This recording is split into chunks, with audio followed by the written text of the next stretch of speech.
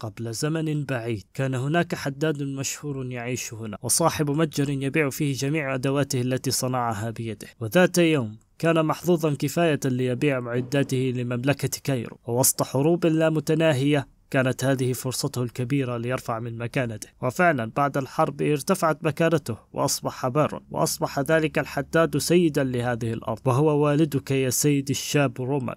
يساتر، هو ليش بيسمع لقصة الكل عارفها أصلا؟ يعني أنت هسه بتحكي لي إنه أنا الابن الأكبر لعائلة ديمتري، وإنه هاي هي مملكة كايرو في قارة اسمها سلامندر، وعالم ميورين مش موجودة من الأساس؟ فرد عليه خادمه حكى له بالضبط، وبنفس الوقت مستغرب منه إنه أول مرة بيشوفه منفتح هيك، إلا إذا كان البني آدم هذا متعاطي. وبعدها بنعرف إنه رومان أو الابن الأكبر لسيد الأرض كان عبارة عن فاشل وهامل وكل الصفات السيئة، منغلق على نفسه في غرفته ل 25 سنة، ولقب الشعبي بين كل الناس كانت عاهد ديمتري أو مغفل ديمتري، على حسب، يعني أنا حطيت له تسمية عاهد ديمتري لأنه ألطف من مغفل ديمتري. فهون بيصير معنا أحداث قبل عدة ساعات. الخادم بيحكي له اليوم حتزورك خطيبتك سيدة عائلة لورنس، وهي بتهتم بالأناقة وبالأخلاق، عشان هيك الأفضل إنك تجهز حالك. فرد عليه رومان جيب لي أكبر واحد موجود في هذه المنطقة. طبعا الخادم استغرب، بحكي ليش عفوا سيادتك؟ فرد عليه إنه الولية مش مهمة بالنسبة لي حاليا، في عندي أشياء أهم زي إني أعرف عن العالم اللي أنا راح أبدأ أعيش فيه. طبعا الخادم استغرب إنه كيف واحد ضل عايش بغرفته صار بيحكي زي هيك، بس أنا خادم وهيك ولا هيك لازم أمشي مع أي شيء بده إياه. فقال له حاضر يا سيدي الشاب. وفي الوقت الحاضر بعد ما عرفنا إنه هذا العجوز اللي حكى معه هو الشخص اللي أمر الخادم إنه يجيبه، وهو اللي حكى له عن قصة أبوه. فبعد ما خلصوا شكروا رومان ووعدوا بمكافأة،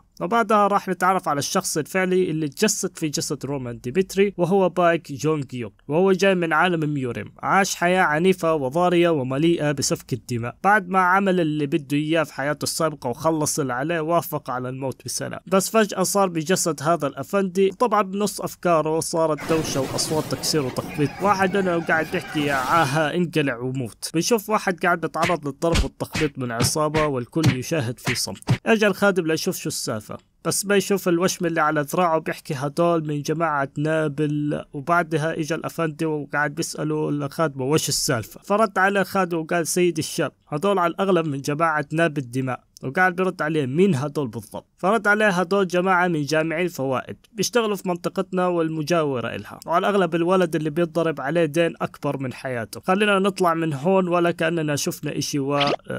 سيدي الشاب وين رحت؟ جالهم الأفندي زي الأسد، فالأصلع بيحكي له أنت جاي هون عشانك من النبلاء؟ هل أنت عبيط؟ سيبك منا يا سيدي الشاب بما إنه ما إلك دخل بالموضوع. الخادم بترجاه يرجع، بس طلب رومان انه يشرح له القوانين هون، ومين اللي خرق القانون هون، وشو العقاب المناسب له. فرد عليه خادمه وهو بقمة التوتر، دام الولد عليه دين ومش قادر يدفع لهم بالوقت المحدد هو الغلطان، بس جماعة ناب الدم ما لهم الحق انهم يتخذوا الاجراءات بانفسهم، وفوق انهم ما احترموك كالابن الاكبر لعائلة ديمتري، وهي جريمة كبيرة بحقك، وبحسب القانون الاقطاعي ما في مشكلة انهم يتلقوا اقصى العقوبات. فرجع وحكى لهم سمعت انت وياه، انتوا كسرتوا قوانين هالمنطقة، فعشان هيك انا الابن الاكبر للسيد روميرو ديمتري راح انزل عليكم العقاب كلكم. الاصلع رد عليه وحكى له انا متفهم انك نبيل وما بتعرف اشي عن الدنيا اللي بتعيشها، بس اذا انت بتحكي معانا اصحاب هذه الاوشمة بهذه النبرة انت قاعد بتضغط علينا. فرد عليه رومان وحكى له بس هذا هو الاثبات اللي بدي اياه. فهذاك استغرب بيحكي اثبات لشو بالضبط؟ فرد عليه انتم مجموعة زبالة دام انكم بتحكوا معي بهالطريقة وانا سيد هذا الارض، فعشان هيك ما عندي سبب لاعرف عن خلفياتكم. فهذاك عصب منه وقال هاجموه، وبعدها بيجي رومان وبيديله واحدة في الحلق وبضربة واحدة كمان وبيخلص عليه. باقي الجماعة بدل ما يهربوا هجموا عليه زي المجانين، وهاتك تقطيع وتشريح فيهم.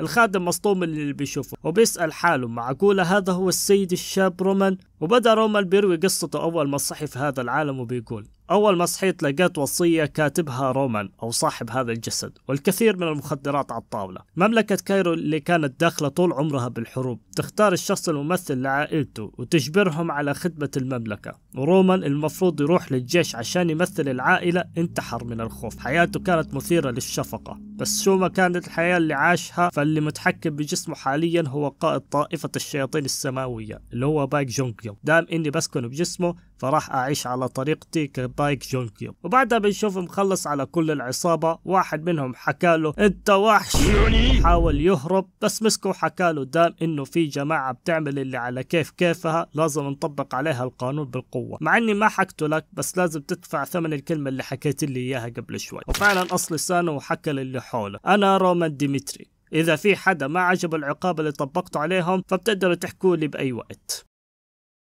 بايك جونج يوك وصل لقمة ميوريم، حصل على قوة هائلة، المئات والآلاف من فنوني الدفاع عن النفس تم نحرهم على يديه. وعندما تشكل نهر بدمائهم عرف العالم بأن طائفة الشياطين السماوية سادت على عالم ميوريم. لكن الآن علي بالذهاب والعودة لمرات عدة لأهتم ببعض جرذان الطريق. المهم نادى رومان بخادم وحكى له جيب الحراس واحكي لهم باللي صار هون، وجيب لي أكم من واحد ينظف القرف هذا. خادم حكى له حاضر ونط وطار ليجيبه. رومان كمل حكي مع نفسه وحكى الجسم هذا كثير ضعيف، ما في له الكي الكافية، والكي هنا اللي هي القوة الداخلية. أنا ما بعرف الصراحة شو معناها، بس الكي أو الكيو آي هي القوة الداخلية اللي تقريبا ذكرت في 19,000 قصة مشابهة. المهم فبيحكي هون إنه ما عنده الكي الكافية وفوقها تدفقها سيء جدا. لازم أجمع معلومات وأبطأ بطقوس التحول الهيكلي لأنشئ نواة. فقاطعوا المسكين اللي ضرب للجماعة وشكروا على مساعدته، بس حكى له لا تفهمني غلط، ما عملتها لسواد عيونك، أنا بس طبقت عليهم العقاب لأنهم كسروا القوانين، وأنت مش مستثنى من الموضوع، فالأفضل إنك تشرح لي وضعك بدون ما تكذب علي عشان لسانك ما يصير فيه زي اللي صار قبل شوي. فحكى له تمام ما في مشكلة، عيلتي أخذت قرض من جماعة ناب الدم عشان يشتروا أرض ليزرعوا فيها، وكنا راح نرد لهم المبلغ بدون أي مشاكل إذا بعنا المحاصيل، بس نفس الجماعة الوسخة دمروا كل محاصيلنا عشان ما نقدر نرد لهم الدين. وبعدها عرفت آخر شيء إنهم ناويين على أختي الصغيرة.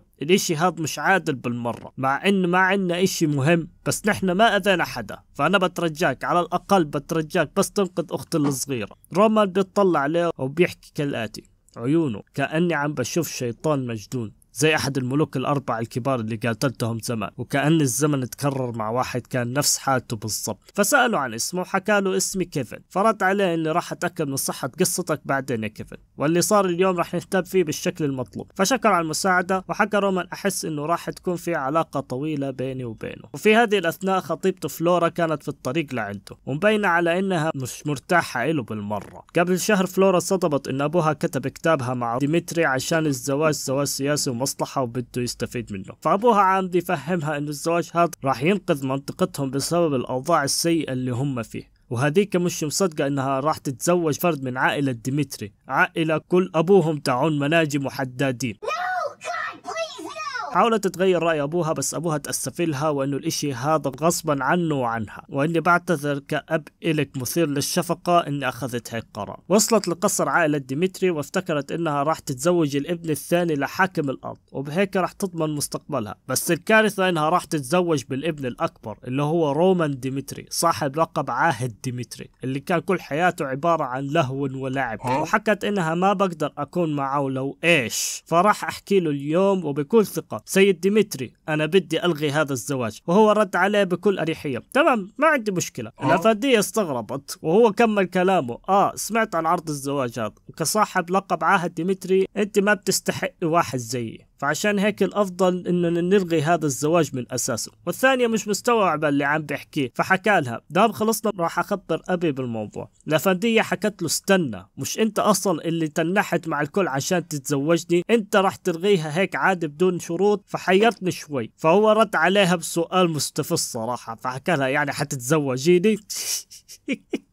يا زلمة ادي هيك خش في عينيها. فالثانية انحرجت تحكي له لا مش هيك، فرجع رد عليها لعاد بلاش نكبر في الموضوع وخلينا نخلص منه، نحن اتفقنا انه نلغي زواجنا خلصنا وراح اتحمل كامل المسؤولية دام ان الملقب بعهد ديمتري ما حتكون مشكلة لو عطوني لقب المطلق. فهذيك مش فاهمة شو اللي صاير فيه وبتسأل حالها معقولة هذا هو العاهل اللي قاعد بسمع عنه يمين وشمال. راح رومان حاكي لأبوه عن إلغاء الخطبة فأبوه عصب عليه وبيحكي له فوق انك عاهد ديمتري حاولت اللي علي مشان اربيك باحسن ما عندي، وكان زواجك من عائلة لورنس هي افضل طريقة لنضمن مكانتنا كنبلاء، وكل اللي كان عليك انك بس تتزوج المرة الحلوة اللي زنتني عليها كل شوي، وهسه بدك تكسر كل السالفة. وبكل برودة رد عليه الافندي انا اعتذر. فابوه زت على راسه كاسة من قوة القهر وحكى له لو كملت على الموضوع كان دبرت لك موضوع التجديد، بس هسه راح تتجند وتنزل لساحة المعركة ل6 شهور، وفوقها عندك مشكلة مع جماعة ناب الدم، والشهود حكوا انك عاقبتهم، بس احذر الموضوع مش داخل براسي، هذول الجماعة انا كحاكم لهذه الارض ما بقدر امد ايدي عليهم، انت اللي ما كملت واجباتك كابن، انت المسؤول عن هاي الخباص، فراح تتعامل معاهم بنفسك وما راح اساعدك. ورد عليه ببرودة حاضر، راح اتعامل معهم نفسي، دام الشغله طلعت من ايدي راح اخلص موضوعهم، راح ارجع لك بس ما اخلص. ابوه استغرب انه ما بكى ولا ترجاله ولا عمل اللي كان بيعمله قبل، كان بده اياه يرجع، بس خلص شو بدك منه يا زلمه. ابوه عصبي وحنون زياده عن اللزوم. المهم طبعا الافنديه كانت تستمع لحكيهم، وحكت له هل انت عبيط؟ هدول ناب الدم، ناب الدم هدول مش خايفين من انهم يتبهدلوا النبلاء، اذا مشكلت معاهم ما حيسيبوك في حالك، ارجع احكي الحقيقه لابوك وترجاه. وبكل برودة وجهه رد عليها لويش، والثاني بترد عليه شو لويش؟ ما انا حكيت لك ليش. فرد عليها وحكى لها يا انسه فلورا انت كثير وقحة مش هيك؟ طبعا بيطلع لنا بعد هيك انه هو كان ناوي انه يلغي الزواج بنفسه، وحكى انه دام الولية ما عملت لي اشي غلط فلازم اعمل حالي محترم، لكن هي ما كان عندها نية انها تحترمني من الاساس، فلوش احترمها هسه. فحكى لها انت وقحة كثير، انا حكيت اني راح اتحمل كامل المسؤولية، بس انت توترتي، وفوقها ما لك الحق انك تتدخلي بقراراتي من وقت ما اعلنا الغاء خطبتنا، كل واحد يروح لطريقه ويهتم باموره الشخصية، فهاي حتكون المرة الاولى والاخيرة ليلتقوا فيها وجها لوجه، او على حسب ما كتبها صاحب الكتابة وصاحب الرواية او صاحب المانجا. المهم بعدها بيطلع لنا مشهد ابوه لرومان مع زوجته، وهو عم يسولف لها عن اللي صار وكيف انه ضرب ابنه الكبير وانه نادم على اللي عمله معه، وحكى انه لما كنا من العوام ما كنت مقصر معه تكسير وخبط وبهدله. الله، يعني كان ابو محترم صراحة.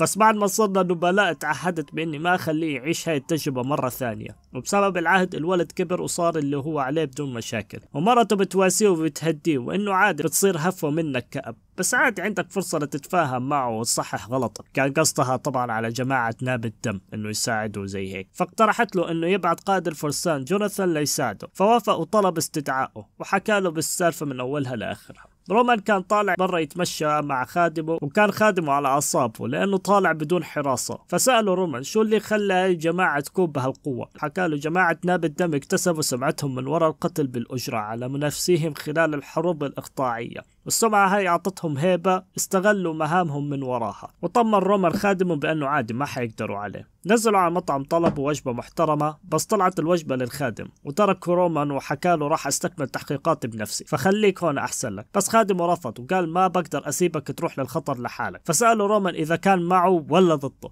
فجوابه اكيد انا معك سيدي الشاب. فطمنوا انه خلص انت عملت اللي عليك وزياده راح ارجع لك. فبعد ما تركه راح رجع للقصر عشان يحكي للحراس عن اللي صار معه. نرجع لرومان اللي بده يصيد جماعه ناب الدم، وحكى مع انه قوتهم مش هذاك الاشي الكبير بس بيشتغلوا كجماعات صغيره، فحتكون صعب علي ان اخلص عليهم كلهم، اذا ما قدرت اخلص عليهم فحخليهم ينزلوا لعندي. وبما انه اليوم هو يوم التدريب للفرسان فالمنطقه مش كثير مؤمنه، فهذه فرصتهم لينتقموا مني. وفعلا وهو بيحكي اجالهم اكم من واحد مشان ينتقموا منه، وكان راح يهجم عليه. وبنفس الوقت هانس وصل لقائد الفرسان جوناثان مشان يحكي له عن اللي صار مع رومان وانه لازم يساعده باسرع وقت. هو طبعا لا بده مساعده ولا هم يحسنون، اعطى واحده بحق الاول والثانيين انصدموا من اللي شافوه وانه مش نفس اللي سمعوا عنه. ورومان وهو بقمه حماسه مالك انت وياه، يلا تعالوا هيني استناكم. بنفس الوقت هانس كان بيشرح للقائد انه رومان راح يواجه جماعه ناب الدم، وصار يضحك وبيحكي انه الموضوع مش منطقي، كيف السيد الشاب رومان الاضعف من الضعيف راح يواجههم. والثاني بيحكي لهم الموضوع جد ما بمزح. وافتكر بعدها القائد كلام ابوه وانه طلب منه يدير باله عليه مشان قصه الجماعه، فقال خلص ماشي يلا انت وياه جازوا حالكم راح نلحقوا هسه. وبنرجع لمشهد القتال بين رومان وجماعه التحشيش، والاثنين درعموا عليه، بس خلص على الثاني وشات الثالث وصار يساله انتوا الثلاثه بس اللي جيتوا؟ والثالث بيهددوا انه لو قتلتنا ما راح يسيبوك في حال. بس رومان قاطع وحكى له انتوا ميتين اصلا، عم تهبد من كيسك وخلاص، جاوب منيح على سؤالي لما أسألك وإلا. وعطاله واحدة في ركبته وسأله مين القائد تبعكم، وبعدها راح على حانة مدججة بالشاربين، وواحد منهم انتبه له وهو مصدوم.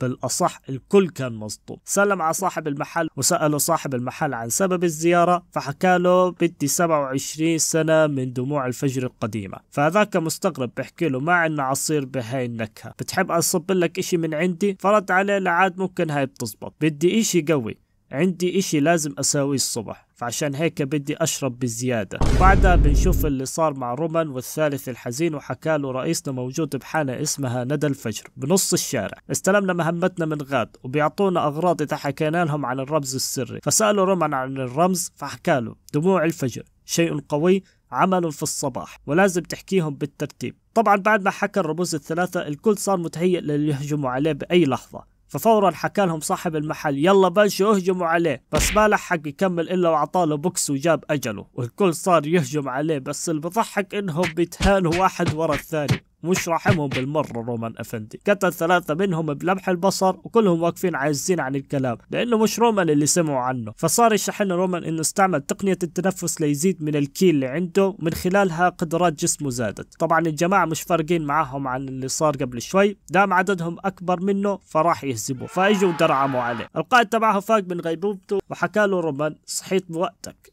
بحب أطمنك إني خلصت على جماعتك. وصار بيسأله ليش عم تعمل هيك يا سيدي الشاب، فبرد عليه سؤالك زي وجهك، انت اللي بلشت، صرنا انا وانت بس، عندي شغلات كثيرة لاحكيها معك، فخلينا نبلش بصير. وبعدها اجى قائد الفرسان او عفوا قائد الهفة، ووصل للحانة وهو في قمة الاندهاش، وحكى هو فعلا سيدي الشاب عمل هيك. وبنص الصدمة اجاله واحد من جنوده حكى له لقينا واحد فوق وحكانا انه السيد الشاب راح للورنس. والقائد مش فاهم ليش لورنس بالضبط، فرد عليه عشان قائدهم لجماعتنا بالدم موجود غاد في لورنس. طبعا الناجي اللي كان الجندي بيحكي عنه هو نفسه صاحب الحانة. فبنشوف انه قبل ساعة كان بيتعرض للتعذيب والاستجواب على يد رومان. ملخص الاستجواب انه يا تحكي عن مكان قائدكم يا ابنك يا صاحب الحانة يروح فيها بسببك. وبعد عذاب نفسي وجسدي قرر يحكي له عن مكان قائدهم. وصل الخبر لقائدهم انه انهى الفرع بالكامل لوحده. فطبعا قائدهم ما كان مصدق الهبد اللي حكوه، وانه مستحيل رومان ديمتري بيعمل اشي زي هيك، وسأل عن مكانه. فحكوا له انه طلع برا مدينته، وعلى الاغلب اخذ المعلومات من حانة ندى الفجر وبنفسه كمان. فطبعا القائد توعد له وامر بجمع الجنود وقتل رومان قبل ما يواجهوا الفرسان، وتوعد لديمتري انه راح يقتله بأسوأ طريقة ممكنة. يا حليلك هذا مصدق حاله بالزيادة. وفي نفس الوقت بندخل على اجتماع لعائلة لورنس. بنعرف من هذا الاجتماع انه عائلة باركوس اقترضت مبلغ كبير من بنك الذهب اللي هو عندهم البنك الدولي يعني، وانه هدف هذا القرض هو تمويل جيشهم والاستعداد للحرب عليهم. طبعا الحكومة المركزية بتدعمهم، فمعطينهم الموافقة المسبقة على الحرب ضد عائلة لورنس، وكل هذه الخربطة عشان يستولوا على أرضهم. والسبب كله على وثيقة استلموها منهم تفيد بأن أسلافهم السابقين كانوا مدينين لعائلة باركوس واستعملوا أرضهم كضمان لهذا الدين. فالعائلة بدها تستعيد الأرض منهم إما بالرضا أو الحرب، بما أنه الأرض صارت بالأحقية بالنسبة لهم بحسب الوثيقة اللي استلموها. والعائلة نفسها مش مصدقة أنه في وثيقة زي هيك من الأساس، فكانوا حاكين عن أنها مؤامرة وتدبير ليأخذوا أرضهم بمساعدة الحكومة. آخر إشي حكى لهم رئيس العائلة أنه ما حيتخلى عن الأرض وراح نقاومهم حتى آخر نفس، وعشان هيك دبرنا موضوع الزواج مع عائلة ديمتري. فكلهم اطمنوا من وراء موضوع الزواج، وهم يا حرام لسه مش عارفين إنه اتلغى أصلا. والأفندية كانت بتتسبع الحكي من وراء ومش عارفة كيف راح تخبر أبوها بالموضوع. فبعد صراع نفسي مع ذاتها قررت إنها تواجهه بالواقع المر. وهي رايحة تحكي له إجا واحد من الحرس ليحكي مع رئيس العائلة وإنها حالة طارئة. في نفس الوقت كابتن الفرسان وصل لأرض لورنس وكان بيطلب منهم ليفتحوا الباب، ولكنهم رافضين عشان إجراءات التفتيش والدخول إلخ. فحكى لهم لو صار أي شيء للسيد الشاب ما راح نسامحكم كلكم. بعدها وصل لهم خبر إنه صار إشي كبير بساحة لورنس، واللي صار هو إنه رومان مسك بالقائد ومسح بكرامته الأرض حرفيا، والناس عم تتفرج عليه ومش مستوعبين إنه اللي ماسكه رومان هو قائد عصابة ناب الدماء المشهورة، وهو عم بيترجى رومان إنه على الأقل يعفو عن حياته. فإيش اللي حيصير معه وإيش الأحداث الجاية اللي راح نتعرف عليها مستقبلا. إذا عجبكم الملخص لا تنسوا تدعمونا بأحلى لايك، وتشتركوا إذا ما كنتوا مشتركين في القناة، وتعملوا نشر عشان نقدر نكمل في السلسلة إذا حابين نستمر فيها. وفي طبعا قصة ثانية إذا حابين تستمعوا لها برضو موجودة عندكم هون على الشاشة، أو بتلاقوا رابطها في الديسكريبشن. وبس يعطيكم ألف عافية، السلام عليكم.